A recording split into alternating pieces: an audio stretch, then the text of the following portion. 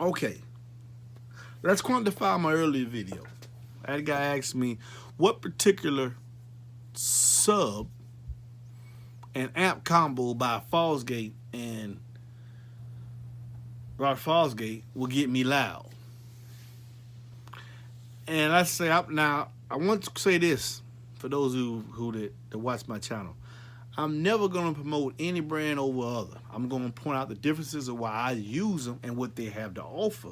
But I'm not going to say this particular brand is better than another. I don't think I said that in my last video. I just said that there's some technologies that both those amp manufacturers produce that will enable you to reach a certain goal over someone else that might have a large amp. Fighting the impedance ride. And when this guy asked me what would deem him loud, I wanted to make this video to quantify, well, what is loudness? What is loud to you may not be loud to me. What is loud to me may not be loud to you. We do have a way of measuring loudness. NOPI, MECA, ISA, IASCA, Midwest SPL. I mean, there's so many different organizations out there to put you on a meter so we can measure loudness, your sound pressure level. Okay?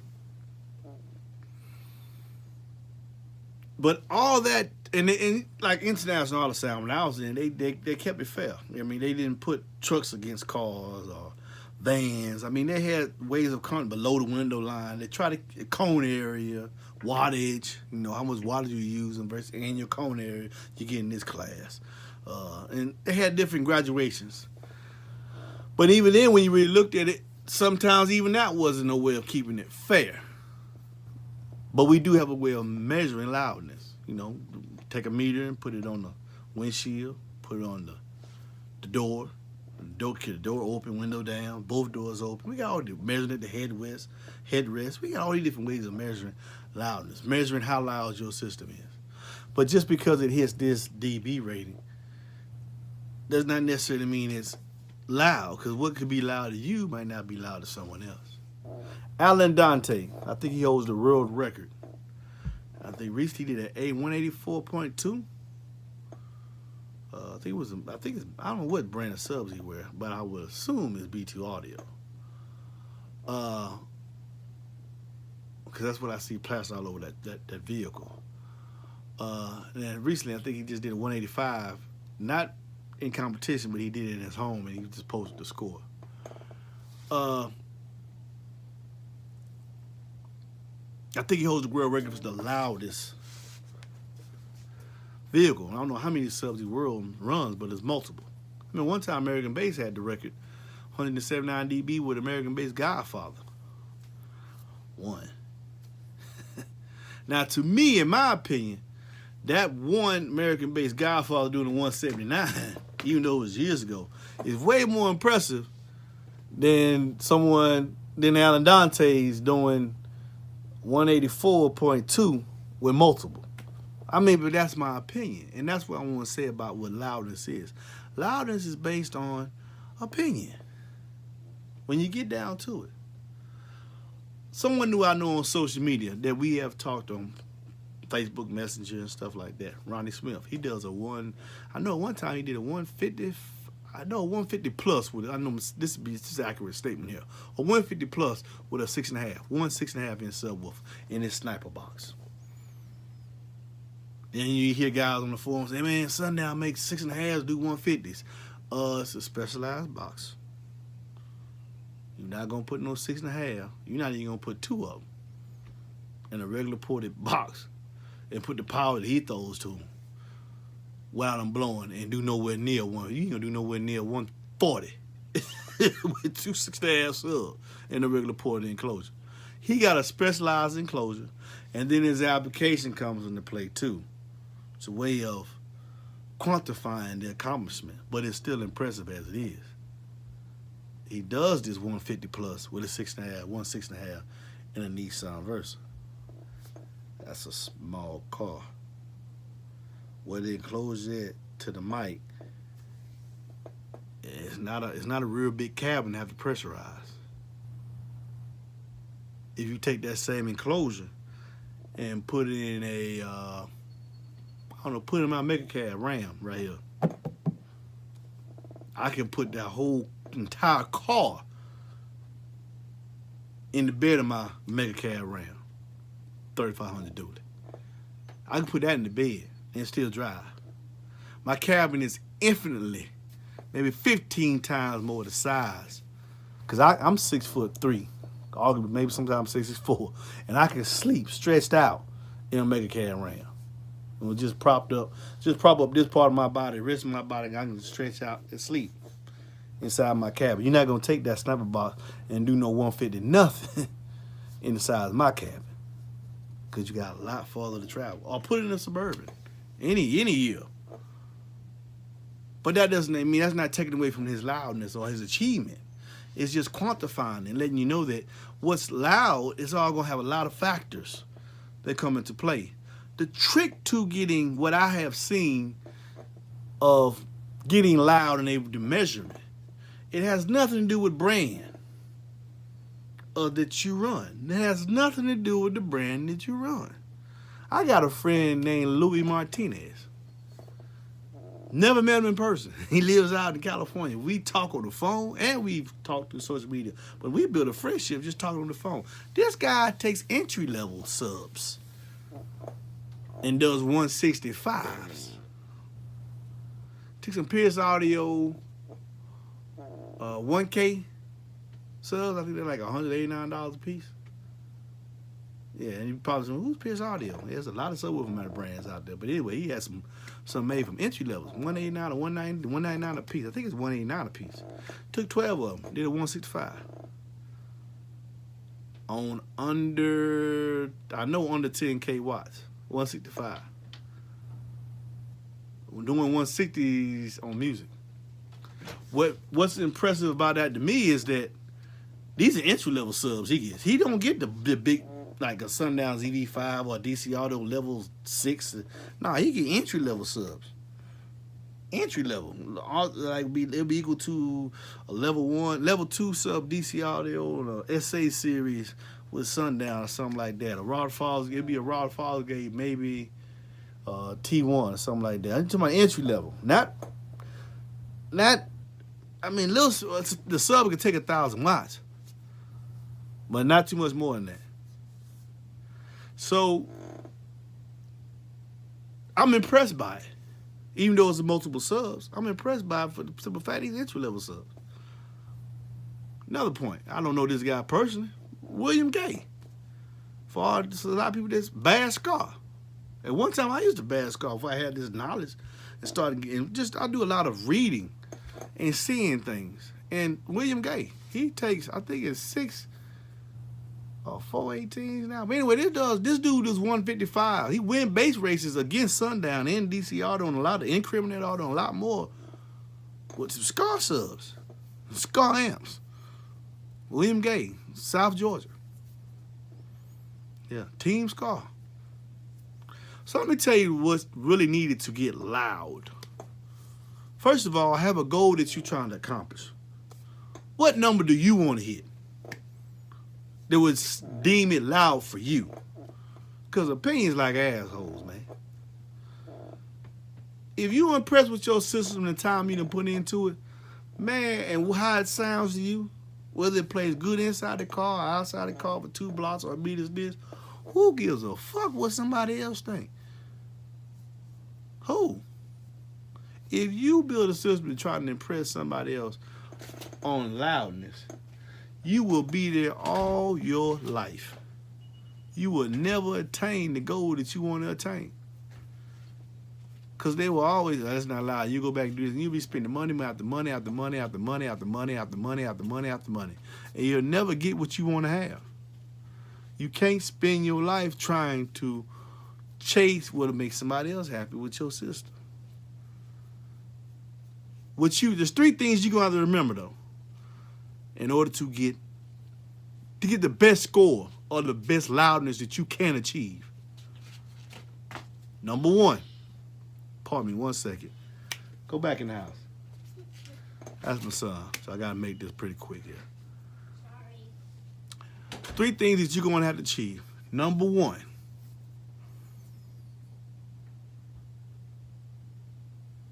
fight impedance rise. You're going to have it. Find your amplifier or any way that you can to limit impedance rise to as less as possible. It's going to get you the most power from your amplifier to your sub. Number two, find a way of maintaining on whatever brand amplifier you run good solid electrical. It takes power to make power. It takes power to make power. A constant source of electrical to maintain the amperage necessary to meet the demands of the signal as it plays these different hertz. Maintaining your electrical. If your amplifier is rated at so many watts at 14.4 volts, you need to make sure that you can keep the amplifier at 14.4 volts for as long as possible while you're metering or while you demoing. Whatever you have to do to maintain that voltage. If your amplifier produces power at 12.6, no matter the brand, make sure you can maintain 12.6 for however long it takes you to meter or demo your vehicle. And number three, which I think is the most important. Now, I'm not going to say that because all three of them are important. But it's the most overlooked. But for those of us who do it often or have done it, it's very, very important. Your enclosure. Have you met, based on the goal you're trying to achieve, the adequate airspace that subwoofer needs to perform based on the manufacturer's suggestions and or the TS parameters? Say it one more time. Learn how to fight or control, minimize impedance rise. Maintain good electrical voltage to your amplifier. Number three, it's all in the enclosure. When I'm going to say this about the enclosure, whether you spend $20 on the sub, $200 on the sub, or $2,000 on the sub, 20 hertz going to sound like 20 hertz. 35 hertz going to sound like 35 hertz. No matter how much you done paid on that sub. Just because you paid a shit ton of money does not mean that 40 hertz is going to sound different. 40 hertz is 40 cycles. 40,000 cycles. Period. If your amplifier, if your sub can play that, and your amplifier can play that low and maintain control of the subwoofer based on the power you got given it, it's going to sound the same. Whether it's an audio pipe playing 40 hertz, J audio playing 40 hertz. If other two factors are equals in the proper enclosure and you maintain the proper electricals for your amplifier could turn that signal into noise, 40 hertz is 40 hertz.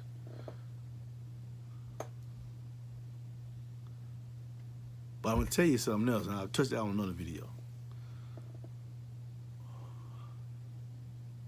Car audio subwoofers. Most of you have never heard a good clean 40 hertz tone or any tone clean in a car application. Because there's so many different acoustical variables that you're having to overcome to even hear that frequency.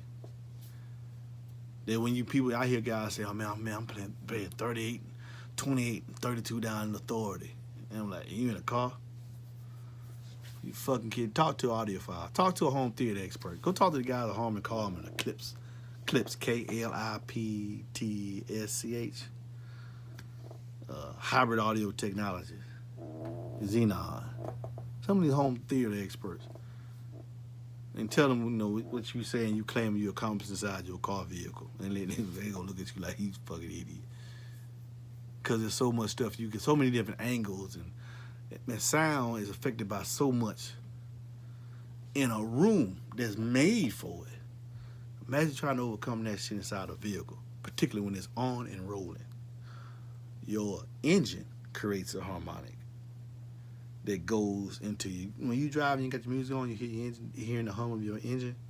Oh, that's playing against the harmonic of your bass playing when you turn that up. They're different fabrics. When your bass plays, you got a leather interior, and your bass plays, and you got a cloth interior. That's different too. They have a different refraction as the bass wave hits it. It does different things. Your cloth absorbs some of it because it's like foam. Your leather, depending on what kind of leather, bounces some of it. All of this stuff, there's so much stuff to get into in cardio, but just understand that. So enclosure plays a main key. I don't give a damn what blend you run, man. I just told you that the new subwoofers today are notoriously inefficient. They are. It's just a fact. And they're very inefficient in comparison to home theater systems. But it is what it is. We have a love of cardio. I have a love of cardio. But it is what it is. Just know these things. So when somebody say, man, you not loud, that's your fucking opinion. Well, I metered this. Right. That is a reflection of what you meter. Because I've heard some setups that meter, meter out this fucking world. Sound like shit to me on music. On demo, that shit sound terrible. You got all these speakers at the door. That shit loud now. I can't argue. I can't not say it ain't loud. That shit is loud. The meter tell me how much sound pressure you generate. Shit sound like shit though on demo. They don't sound good. This car over here that's metering 145 or 142 or even 138. Guys, the meter tell you, man, sometimes metering sounding good, two different things. Building an enclosure to meter and building an enclosure for music is two different things. You're not gonna build the enclosure the meters. You're gonna be tuning down to 32. You're gonna be tuning somewhere around 40 and up. Why? You get more movement of the cone at 40 hertz than you do at 25. More air is being compacted at higher frequencies than when you go down to 20 hertz or 25. Then you need multiple subwoofers to maintain that pressure on the mic. So see, it's all relative. That's what I'm telling you. It's all relative. So find a goal that you want to attain, what you want from your system. If you got 210s, 212, you say, man, I got 210s, I want to do 145. Okay, fight them. Get those three things. Learn how to fight, control, and minimize impedance rise. Maintaining good electrical. It's your damn good enclosure. I don't give a damn what brands you want to run. Them three. And for my opinion, if you want to impress me, don't do it with no subwoofers. It costs $800-900. And the smaller the subwoofers you got, and the greater you meter, in my opinion, meter opinions like an asshole, I'm gonna be more impressed if you do it with 210s than you do it with 215s. Corner is king. I'm still gonna be impressed whatever you set the goal for. If you meet that goal, say, hey man, I want to hit 145, 212, and I did it, man. You happy? I'm happy for you too, bro. I'm happy for you. And I did it with audio pipe. A 145 whatever frequency, and I did it this frequency. Oh, that's great, bro. Cause 35 hertz, 35 hertz. The meter ain't gonna lie. 35 hertz, 35 hertz. No matter how much you done pay for the sub. And what kind of sub it is. Other factors come into play that's going to impress me or maybe impress you or somebody else, because all this shit is opinion. All this shit is opinion based. I'm going to be very impressed if dudes tell me he did it with 2.8. He did a 145 at 38 hertz. Get the fuck out of here. I'm going to say, what vehicle? Suburban. Shit. I'm definitely going to be impressed. As long as that fucking cabin is, I'm going to be way more impressed if he told me, yeah, I did that, and it was in a Honda Veloster. Ah, shit, your cabin small. Okay, well, the cabin had to get pressurized that damn much. From a Suburban, 10, 12 feet of distance to a Honda Veloster, 6 feet of distance. Come on, man. So it's all relative to me. What's going to really impress me? So that's why I say, fuck impress nobody. What dollars do you want to achieve? And once you reach that goal, some people want to meet it, some people want to demo. But it ain't got shit to do with no brand. Stop. That shit, guys, with brands. I told you how about the 4 big boys. If you do it with 4 kicker 10s, hey, that's great. Or 2 kicker 10s, CVX. I'm not gonna brag no brand. I know I've seen some kicker setups getting some motherfuckers' ass. They spend a whole lot more money. Cause bass is bass. So it's a different factors to quantify loudness. Don't get caught up in that shit. You be spending your money off ever. Change brands if you so choose to change brands. I talk and have fun. You hear me say it in my videos, say this, say that. I just be having fun, man. I ain't got nothing to say about none of them brands. I know which one's more efficient than others, though. I'll say that. I can sit facts. I know if I was to put, for equipment, I was to take the same enclosure that I have now, which can run 2 sundown audio tins and put it in there, I would not be as loud as I am right now. When you gonna meter it? I might mute it, might not. But I have a good, I ain't gonna say people call it the EO meter. I can just tell, man. I've had them. Guys that know me, Calvin Proto, here in Georgia. I still hold the record. I took 2, not in my vehicle, I built an enclosure, and I told the other guy the 2 things he needed to fight, the impedance rise and maintaining good electrical. And I built the enclosure for him. One of my T-line horn enclosure boxes. Took 2 SA10s, 2 SA10s on 2,500 watts of Falls Gate, BDCP. 2,500 at 1 ohm. But after the impedance rise, I don't think he was getting that. But anyway, 148.9. No, 149. I made a mistake there. 149.7. Georgia Auto Sound, Georgia SA. 210s, 149.7. Wasn't my car, it was my enclosure.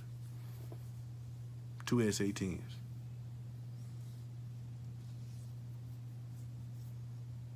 I wish these DB5s would have bowed then. I had to build the clothes with them. So I've heard 140. I've heard damn near 150 out of 210. I had a part in it. Shit was loud. But let me quantify 2 now. I wonder if it would do the same thing in my cabin, because at that time, that 149.7, he was doing that in the Toyota MR2. What are you saying? Cabin ain't all that big, bro. He did beat the guy that had 315, I forgot what brand 15. No, the guy that had 315s did beat him. And why they put him in the same class, 210, because they were just going by, I think, power. So the dude had 2,500 watts, and my man Calvin had 2,500 watts, so they put him in the same class. But he only beat him by 4/10. The dude did the 150. He did a 150. He did a 150.1 with 315s on 2,500. And my boy did a 149.7 with 210s, 2 sundown 10s. Of course, everybody looked harping on the sundown thing, and then realized it really was the enclosure more than any damn thing, and the fact that the cabin was so small. The dude had 315s. He was in the SUV. So it was like, man, it's a little harder for him because he got more cabin to pressurize. So. But nobody looks at all that. They just look at the score and don't take everything else in the judgment. You gotta put all that shit in the judgment for those who've been around for a while to realize, oh yeah, that's impressive. Other than, okay, it's like he beat it that, but it ain't that goddamn hard to beat it that. So even though I did a 149.7, in my opinion, I was like, well, come on, man. It's a damn Toyota MR2. They had to go that damn far to get to the mic. But it is what it is, you know. But I had other clothes I built for people, and this did very, very well. I built a T-line horn for a guy out in Arkansas, and consistent 160s, no matter on one of my horn boxes, from 20 to, I think 20, no, I forgot, but it was consistent. I don't do no loud. Consistent. I think the bandwidth was like 30, and he was doing consistent 150 something, 155 plus, no matter what frequency he played, from 20 to something, no matter what frequency. So that's why some people, I mean, listen to this dude, you might know a little bit. I just know a little bit too. I'm just stating my opinion, some things to look out there. So in conclusion, 3 things getting loud, man. Fight, control, minimize impedance rise, maintain good electrical, have a damn good box. It don't matter about the fucking brand you run. Holler at y'all next time.